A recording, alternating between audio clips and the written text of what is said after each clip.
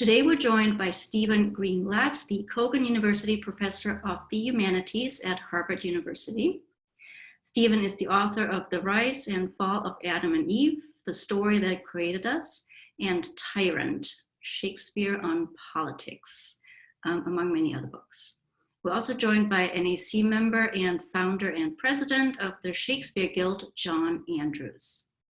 And without further ado, let me pass it on to John. Enjoy the program. Thank you, Nadine. Stephen, I think we left off, about a dozen books in addition to the ones that you didn't mention? And counting. And among other things, for those of you who may not be completely familiar with Stephen's work, he is the general editor of the Norton Anthology of Literature. He is also the editor of the Norton Shakespeare volume, the works, which I think is probably the best-selling volume of the complete works available. Am I correct about that, too? I think it is, actually. Yes. It seems to be. I'll hold it up. All right, there we go. And he is the author of numerous books, among them The Swerve, which I will hold up. This is a book that won both the Pulitzer Prize and the National Book Award. And it's one of the dozens of honors that Stephen has. So it's a great pleasure to have an opportunity to talk with Stephen. The book I'm most interested in talking about is called Tyrant. And this came out, about a year ago, Stephen? Am I correct about that? That's right. I think so. Or maybe it was a little more than that. A year and a half ago. Yes. And it was preceded by a remarkable piece in the New York Times, which came out, I believe it was in October of 2016. Yes, that's right. And it was a warning that we should not take the election of 2016 for granted. I think there were about 3 other people who saw, as you did, that there was a risk involved. Michael Moore was one, Alan Lichtman, and I think Bill Maher, am I correct? He also had some concerns ahead of the election. But most people, I think, at that time were assuming that it was going to be a rout for Hillary Clinton, and it turned out that those projections were wrong. What I found most interesting about your piece, Stephen, was that it was all about Shakespeare, and it's all about Richard III in particular, and there was no mention of the candidate that you were concerned about. And I was also amused when I saw Tyrant, and again, it's all about the works of Shakespeare and what they teach us about politics. But once again, there was no mention of the person that most people would be thinking about when they saw that. So I thought it was a brilliant piece of indirection on your part, and that you were doing something that you credit Shakespeare with doing, which is to find oblique angles for looking at political situations. Am I correct that that was all by design?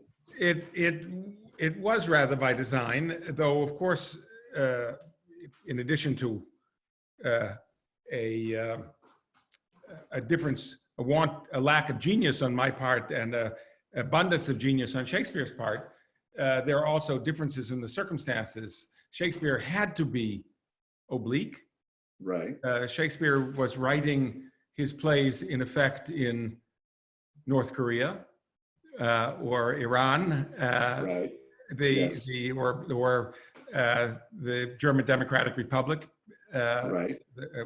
That is to say, a world of ruthless oppression, almost complete absence of free speech. So you couldn't address anything in the contemporary world. If I wanted to shout the name of a particular politician that I disliked from the rooftops, nothing would happen unless I fell off the roof.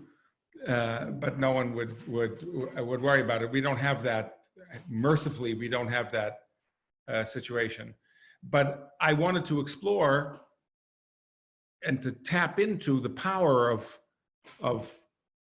an oblique angle, which is Shakespeare's genius. They say to some extent compelled by the circumstances of his time, but not only that, he figured out, as his whole world figured out, how to think deeply about politics, power, character, not by addressing the immediate circumstances of their lives, which they couldn't do politically, but by thinking about larger patterns, about things that happened again and again. And of course, it wasn't only a particular politician in America that I was even then thinking about, but about people with names like Putin and Orban and Duterte and Bolsonaro. Right. You could go on and on. I mean, we are living in a moment in which there is a resurgence of a certain kind of personality type and a certain form of rule that seemed to be shrinking, but now is growing again. And Shakespeare understood that form of rule very, very, very deeply. Yes, yes. And what I thought was particularly interesting was how you talk not only about the man who wants to seize total power, but about the people who surround him and how they behave. And I wonder if you would like to say a little bit about that. Yes. You know, it's not clear that Shakespeare knew this work. He might have, but Montaigne's great intimate friend, Etienne de la Boétie, wrote a work called Against Tyranny. I mean, the contre un, against one.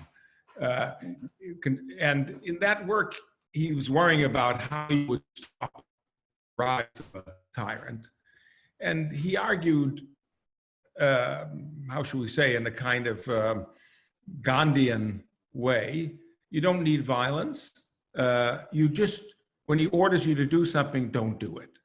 Why don't people simply say no when someone tells them to do something that is obviously cruel, wicked, inappropriate, destructive, and so forth? And he wondered why it was that people wouldn't simply say no. That's what his fantasy was, that when the tyrant tells you to bring him his coffee, you don't bring him his coffee. You just walk away. So why do people do that? And he said that it's because all the tyrant needs is 10 very powerful people who feel that they can profit from the tyrant's rule. And then those 10 people have 10 people, each of them below them, or 100 people below them. And each of those have more people who think they can profit from this. And eventually you get a kind of gigantic, from one person at the very top, you get an enormous pyramid of dependence in which people are willing to go along with things that in some sense they know are terrible ideas. Now, Shakespeare, as they say, may not have read this work and probably didn't need to read it. He could look around and see how it was possible for grotesque, inappropriate people to rule. I don't mean only rule nationally. I don't think Shakespeare had to be in his bonnet about Queen Elizabeth, but how his whole hierarchical system functioned. Right. And he thought that there were enablers. And he thought, because Shakespeare thought in terms of characters, he gives them names, they're characters in plays, but they're also, in effect, categories of people. Right. So there are some people who are simply fooled, but Shakespeare thought on the whole those were relatively few, and he thought that they were mostly young children who might not get it, who might believe the lies. But then there were groups of people who got it a little bit, but who were frightened. When Richard III says, you know, I'll make a ghost of anyone, I'll kill anyone who gets in my way, and takes out, some people are frightened. So they back off and they help him do what he wants. But even those people the ones who are frightened and the ones who are fooled are not the most important. Shakespeare thought that, first of all, that it's very easy to forget. If someone is really awful, you think that the system is somehow going to absorb that awfulness, and you forget about it. So Shakespeare has it in Richard III, particularly, characters who see perfectly well that something awful is happening, but it's as if they can't fully take in even what they've perceived, the awfulness, and they normalize what is not normal, and they trust that basically the norms will hold. Yes. And we're like that generally as human beings. We have norms and we trust that the norms will hold, and we're astonished when the norms don't hold. The norms are only as good as the upholding of them, as any society discovers. We've been discovering that lots of things that we thought were fixed and immutable are not fixed and immutable. They just depend on people observing them. And Shakespeare has characters who are caught astonished by the fact that the norms that as I say, Shakespeare, these are not sociological categories. These are people with names like Dorset and Clarence, and they get caught. And then there are a group of more sinister people who think they can take advantage of what is happening. They see that something terrifying, potentially terrifying, is happening, but they think that they'll take advantage, and they'll always be one step ahead of the awfulness, the terrible. They'll be able to profit from it, and they don't imagine that the axe will come for their neck. People with names like Buckingham. Yes. And there, in Shakespeare's account, at least, maybe it's an optimistic account, these particular category of enablers, Hastings, Buckingham, and so forth, these are among the first to go when the tyrant fully assumes power, because he'll always get people in that circumstance to carry out his orders. And tyrants tend to have charisma, don't they? They can be amusing, they can be attractive in many ways, they can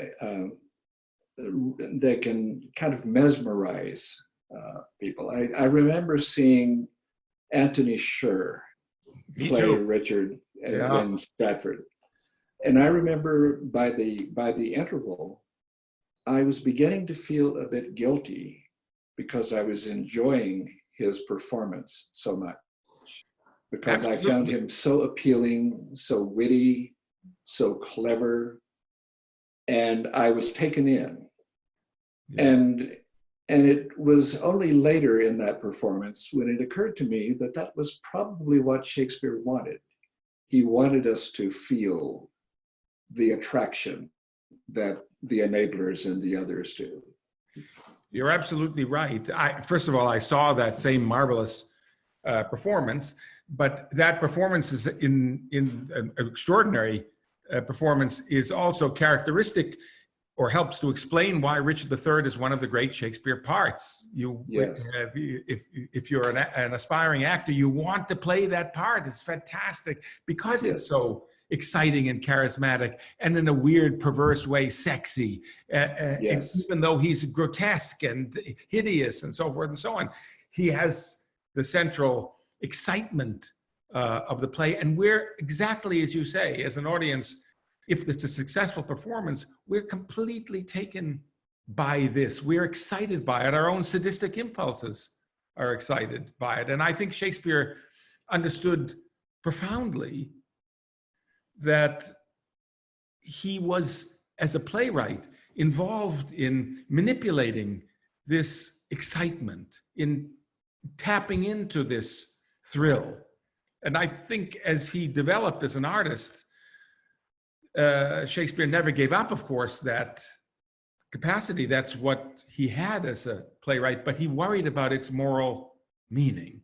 That is to say, he thought deeply about the extent to which he, as a playwright, was caught up in what he calls Iago, who is in effect the great playwright of Othello, the one who's always moving the characters around, staging it, and so forth and so on.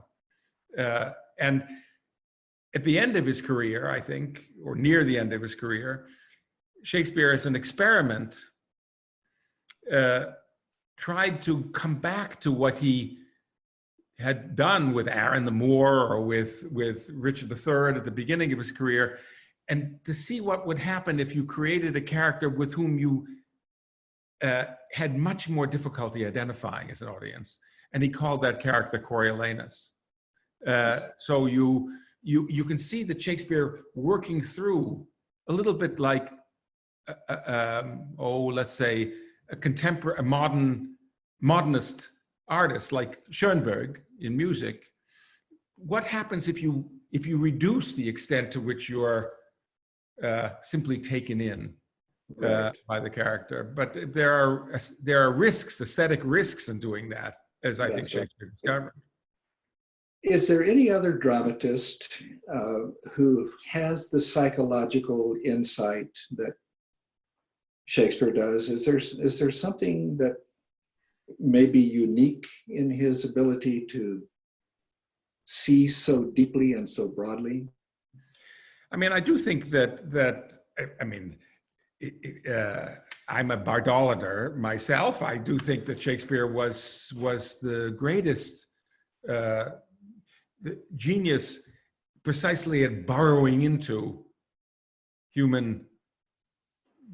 deep human characterological and also larger structural designs.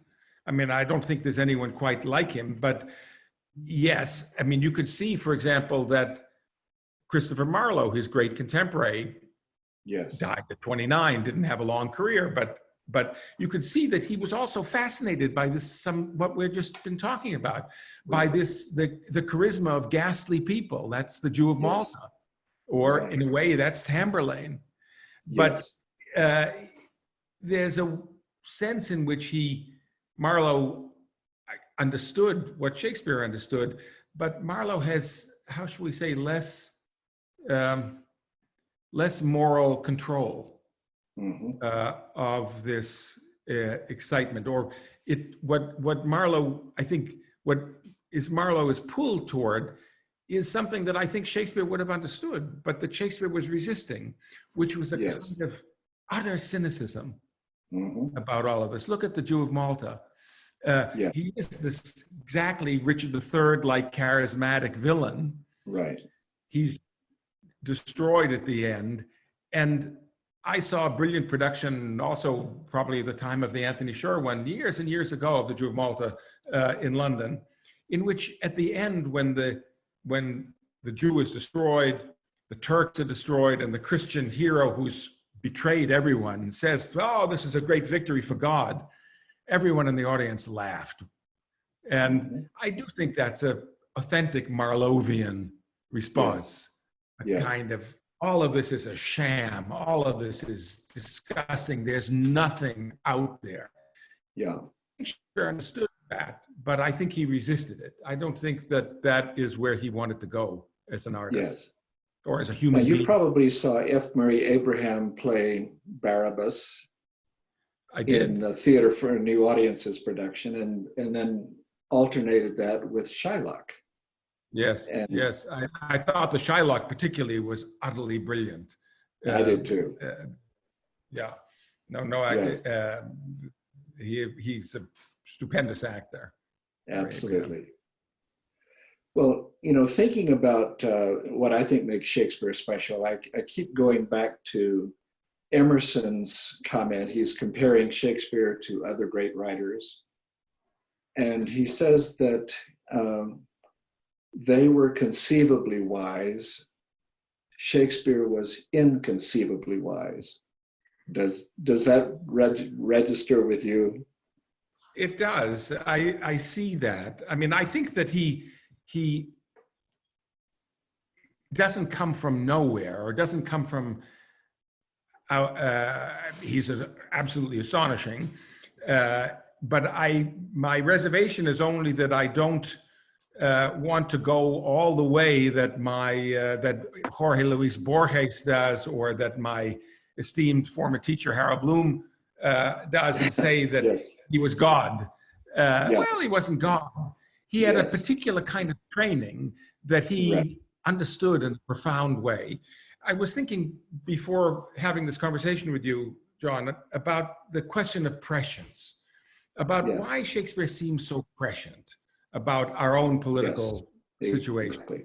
And I was thinking that there are some things that have to do with inconceivable genius, but a lot had to do with what it was to grow up in the late 16th, early 17th century and respond to the kind of education that they Yes. had. We all respond to the educations that we receive. So Exactly. Shakespeare's education missed out on a thousand things that we would want in our education, especially in science and technology.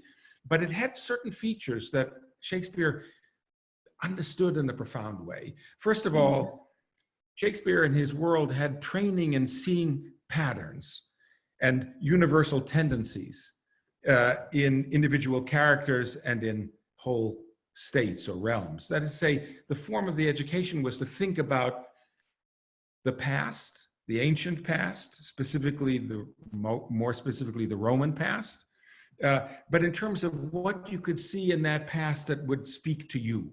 Mhm. And that gave them, I mean, they read, of course, Shakespeare going to the grammar school in Stratford would have basically had an almost exclusively Latin education in reading Livy, in Cicero, Caesar, Lucan, and they read those texts all as a way of trying to understand how they could speak to us.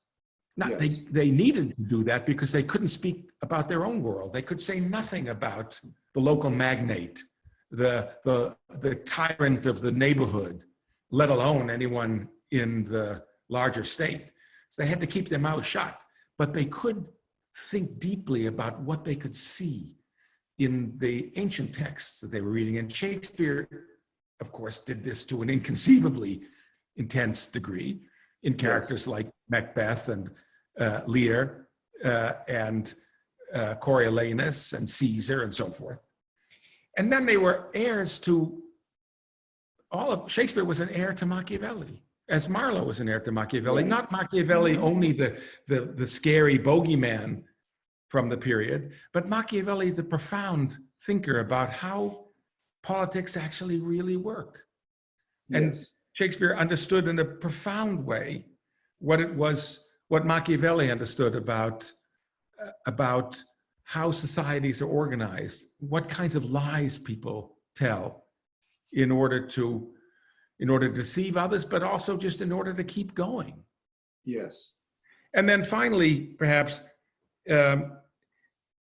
Shakespeare and his world Shakespeare lived in a world in which there were no checks and balances of the kind that we rely on. It turns out our relying on them is not as comfortable as we thought it was. Yeah, that's right. I mean, there are situations we've all discovered that the things we thought would restrain certain kinds of behaviors are only as good as people actually calling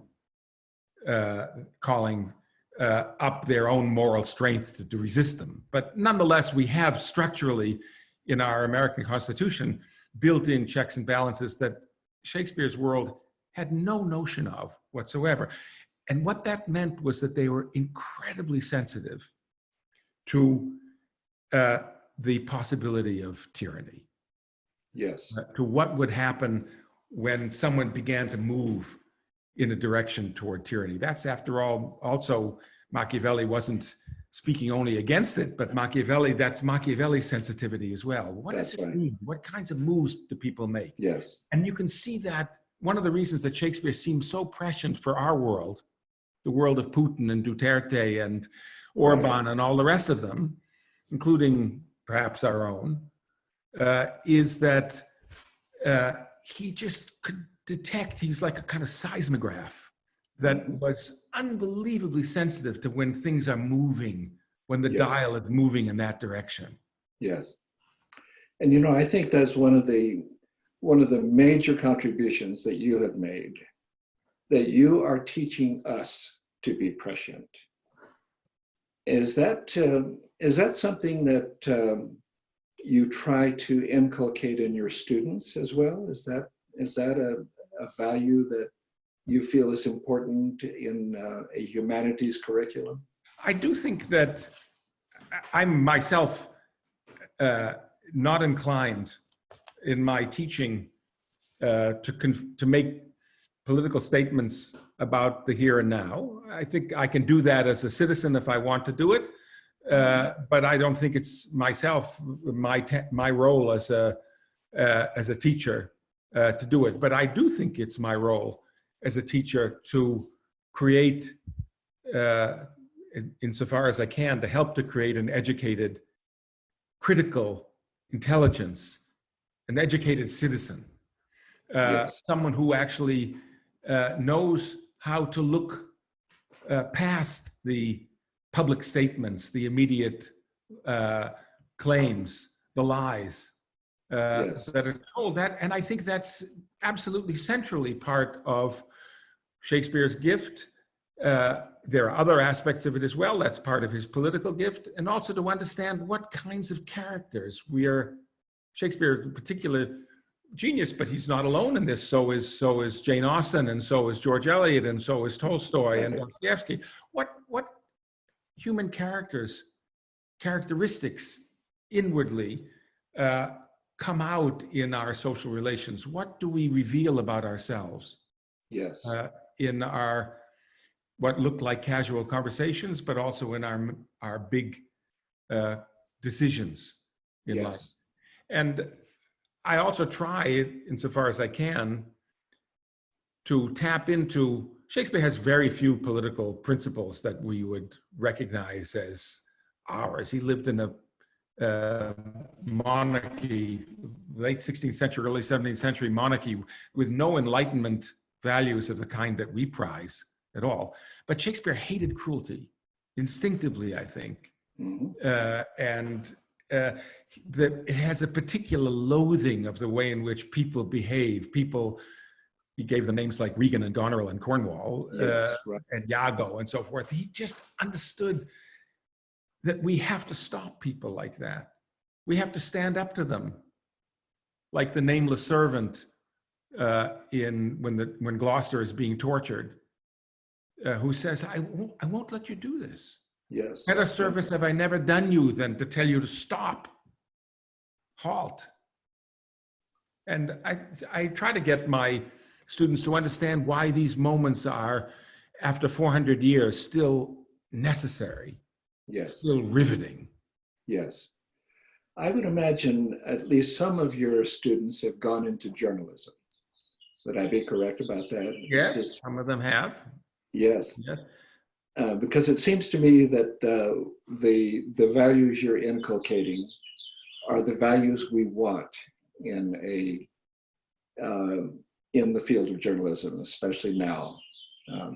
The Washington Post motto, "Democracy dies in darkness," I think says a great deal about the times we're living in now. No, I agree with that, John. I mean, I have to say that one of the but this is my sensibility and probably my generation and my age. One of the things that disturbs me about contemporary journalism is that the poles have split so much from the world that I grew up in, a world in which Walter Cronkite's slight raising of his eyebrows we understood what that meant. It was that he didn't have to say anything. He didn't say anything that would indicate that he belonged to this party or that party. But it had a kind of moral intelligence that we all understood. Now,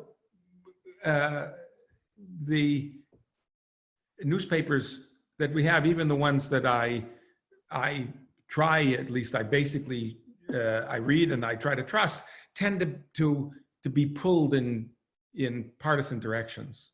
Yes.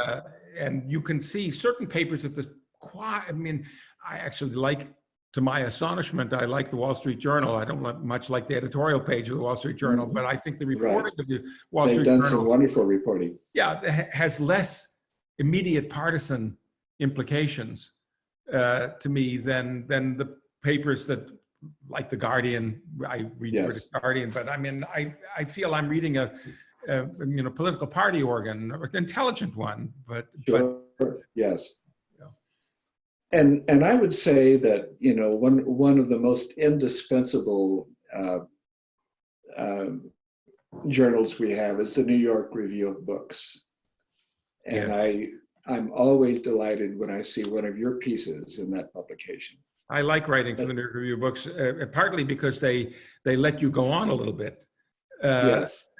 So one has a little room to say more than a few paragraphs about what the if you write for the New York Times Book Review, which I also do, and you reach a large number of people, and I like it, but you have to do it all in a very, very tight compass, whereas the New York Review allows you to take a breath and broaden your perspective a little bit.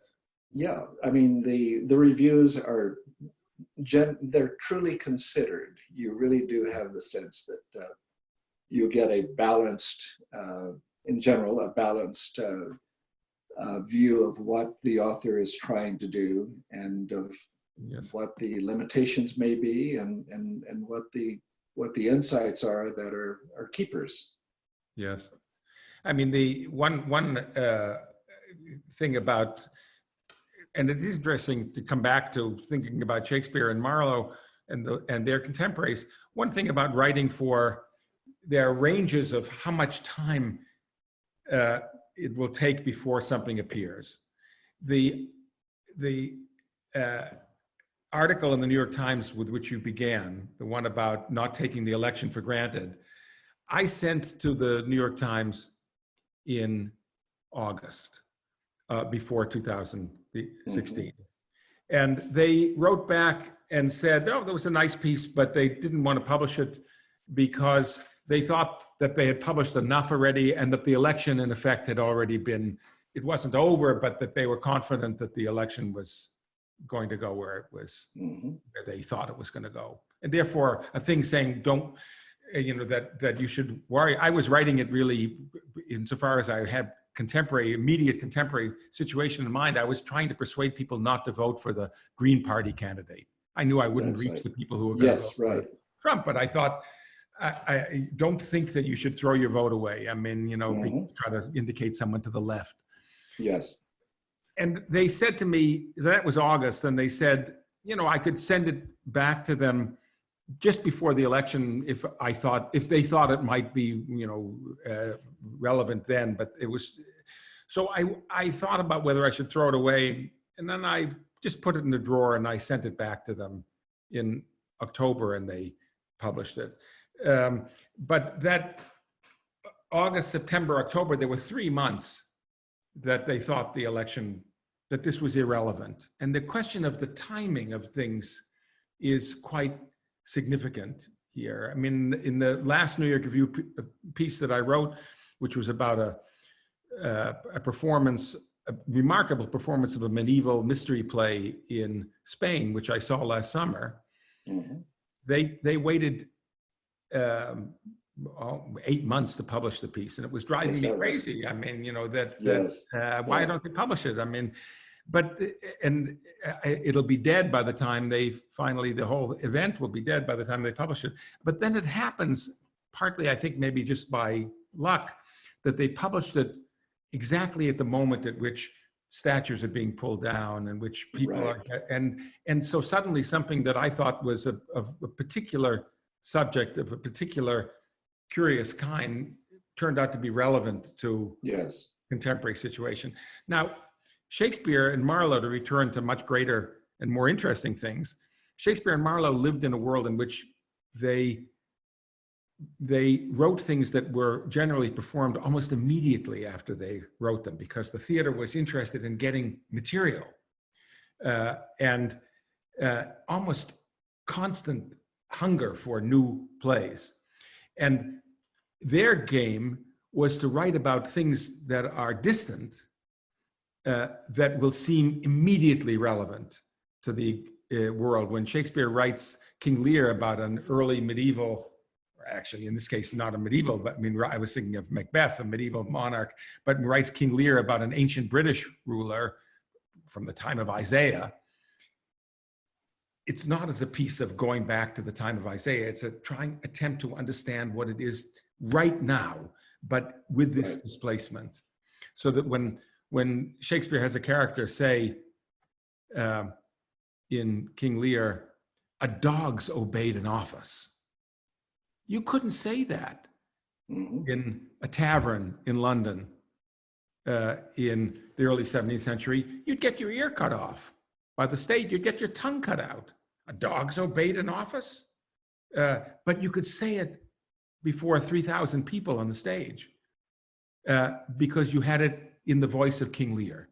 And Lear was mad at that point that he's speaking. And when in The Winter's Tale, when Leontes says to Paulina, I'll have thee burnt. And she replies, it's a heretic that makes the fire, not she that burns in it. It's a heretic that makes the fire. That's an incredible thing to say. They were burning heretics at this time. And a Catholic who was watching in the crowd would have thought it's a heretic that makes the fire, not he or she that burns in it. But you couldn't say it. You couldn't say it without being killed. But Shakespeare could say it. That's amazing. Yes.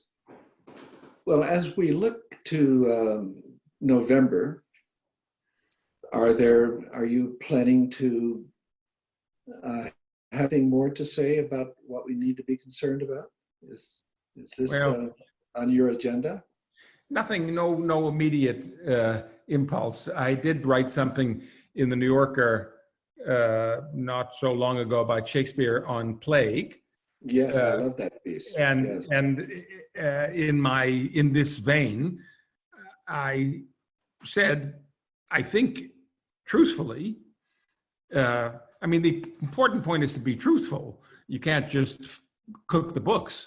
But I did try to point out that Shakespeare's most powerful, what looks like Shakespeare's most powerful description of what it is like to be in a country that's in the grip of a plague is not a description, curiously enough, of plague at all, but a description of what it's like to be in the grip of a bloodthirsty and cruel and also strangely incompetent tyrant, namely Macbeth.